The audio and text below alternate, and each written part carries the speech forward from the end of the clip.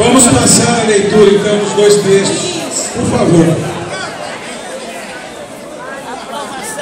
Então, o texto original está escrito assim: as novas propostas só irão para aprovação da plenária final. Atenção, por favor.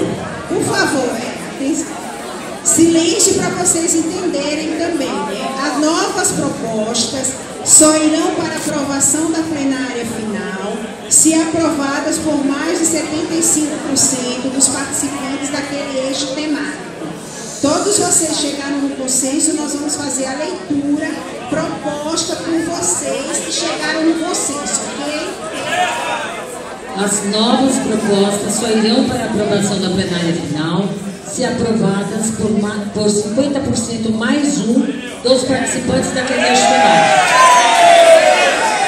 Suficientemente, eles estão fazendo aqui, quem propôs dos participantes